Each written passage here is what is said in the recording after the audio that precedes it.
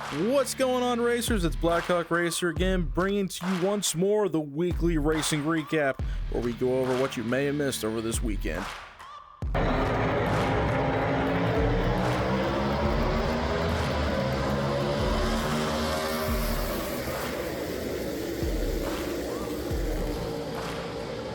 Alright, well, first up, as per usual, we'll get the boring stuff out of the way. The Formula One Spanish GP. In Spain, I guess. Some guy named Oscar Pastrami, I think is how you say it, started on pole and pretty much led flag to flag the entire day, barring a few pit stops. Rounded up, and Lando Norris came home in second place, and Charles Leclerc, that guy came home in third place. But anyway, moving on things back to the States. We've got IndyCar in Detroit for their Grand Prix street race. And this thing looked very exciting from beginning to end. Very narrow racetrack, very fast. Colton Herta had it on pole, but it was a mad scramble to sort the lead out as soon as the race got underway. And there was a lot of trouble early on for a lot of favorites. Felix Rosenqvist was the first to spin early. Nolan Siegel was dumped by Scott McLaughlin. Apparently he was still a little upset over last week's Indy 500 beginning. We had Callum Elott, if I said that correctly. He hits the barrier super hard, and loose wheel picked a fine time to leave. An Indy 500 champ, Alex Palou, he also stuffs it after he gets hit by David Malukas? Why does everybody have such strange names? This is crazy. But anyway, after that, we had Santino Ferrucci and Kyle Kirkwood. They were battling out hard for the lead, and Will Power, always a threat in these races, was bringing it up real close. But before that race got settled, we had Louis Foster? Is it Louis or Louis? Why do you guys have three different pronunciations for the same spelling? Anyway, Foster, he broke his suspension and took out Rosenqvist for the second time that day. But back up front, Kirkwood held on to the lead and went on to win the race, and Ferrucci and Colton Herta taking the rest of the podiums. Now, from the streets of Detroit to Music City, NASCAR makes their yearly trip to Nashville Super Speedway. I got to attend almost all the races for this weekend. They get to make the truck race. So enjoy a little first-hand crappy phone footage for a little bit of this. But we're going to start Friday night. Corey Heim puts that truck on pole, and an early restart after a little bit of fluid on the track created a massive three-way battle for the lead between him, Corey Day, and Roger Carruth. And Rowdy Nation, got to get the toaster ovens ready again, because Busch was penalized for an improper restart again. I feel like this has happened too many times before. But after that restart, Lane Riggs takes the lead and holds off Corey Heim for stage 1. And at the beginning of stage 2, Roger Carruth starts up front and takes the lead. And then him, Corey Heim, and Lane Riggs once again battle for the lead after green flag pit stop starts sorting everybody out. Corey Heim muscles his way up to the front, goes on to win stage 2, but it was stage 3 where a lot of the action starts taking place.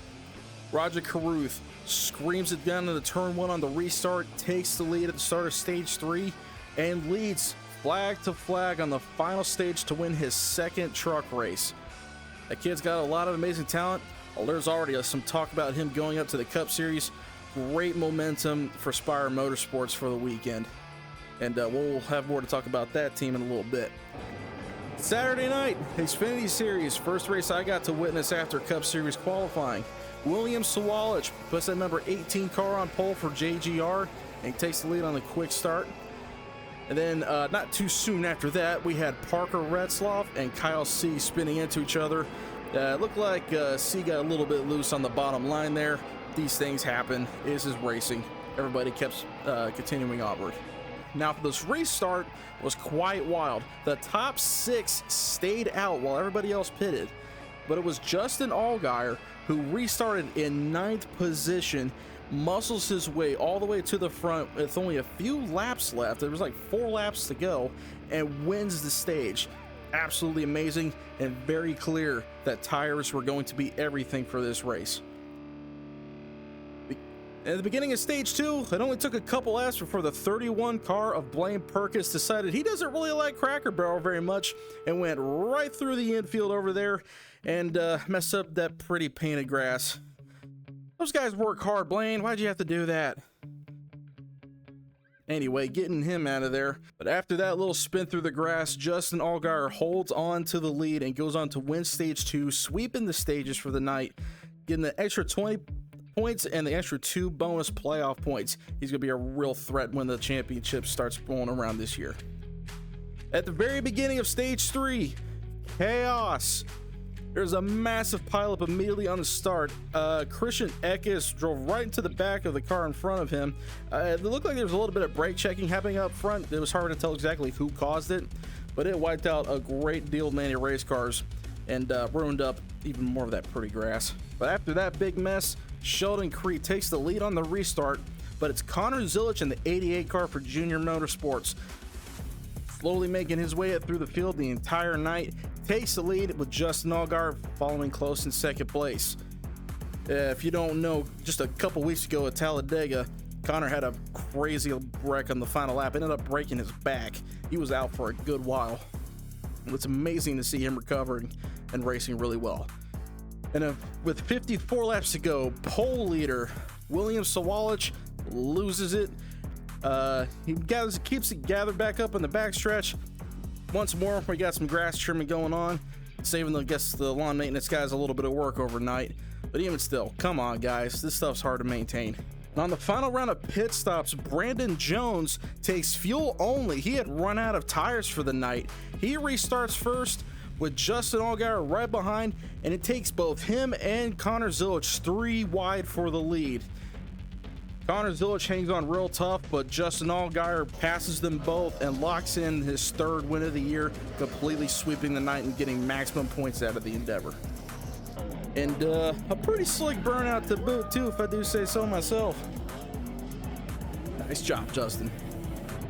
And that leads us to Sunday night.